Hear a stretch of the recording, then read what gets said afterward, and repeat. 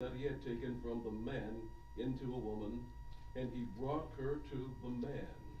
You see, Jehovah God, the originator of the marriage arrangement, began this first marriage on the planet Earth.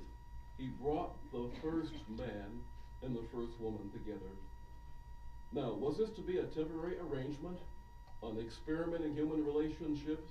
Again, we look at verse number 24, Genesis chapter 2, and we find the answer. And it reads, "That is why a man will leave his father and his mother, and he will stick to his wife, and they will become one flesh." Yes, this arrangement from Jehovah God was to be a permanent union. And since Jehovah is the God of love and a happy God, honorable marriage reflects these qualities. Now, did you note the expression honorable marriage? An unfortunate circumstance that we experience in these times is that many marriages may start out as honorable, but eventually they fall apart. What has happened to love and happiness? This poses a seemingly unanswerable question.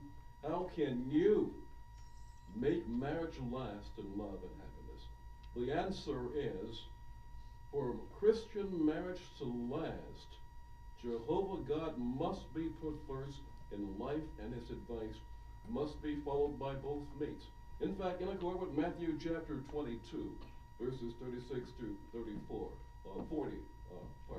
before the courtship, the prospective husband and the wife must be loving Jehovah, your God, with your whole heart, whole soul, whole mind, as well as daily following his principles.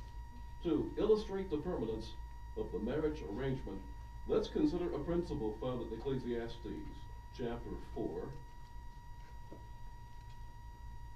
And we'll begin with verse number 9. Let's see. Ecclesiastes chapter 4 and verse 9.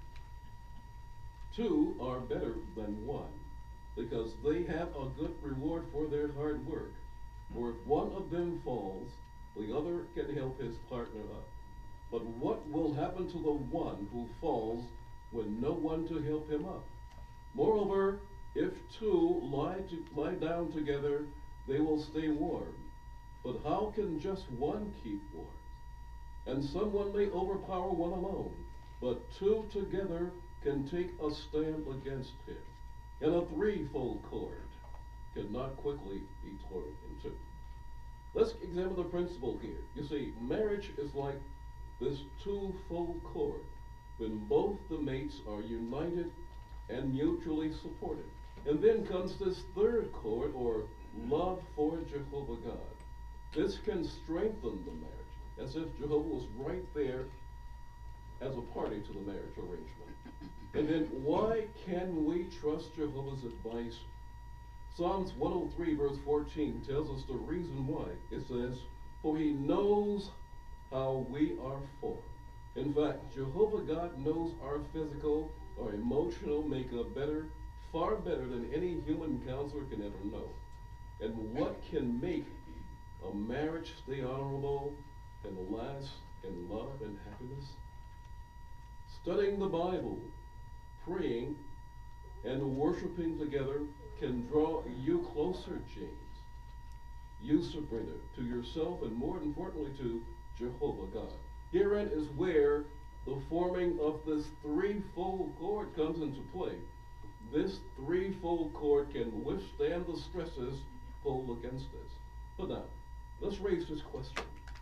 What can you, James, and you, Sabrina, do individually to keep your marriage honorable before Jehovah and to make it a lasting union? Now, while you're thinking about this question, you could be thinking in your minds, I know that I have been widowed for a while, but I haven't forgotten what Jehovah requires of me as a marriage mate when my first spouse was with me. And as a loving father, Jehovah knows that. But because of our imperfect makeup, you see, Jehovah lovingly gives us these reminders. Why, Jehovah tells us at Psalm 119, verse 2, "Happy are those who observe his reminders." This is where we begin with you, James. The scripture tells us that the wife should have deep respect for her husband. What reminders must you again apply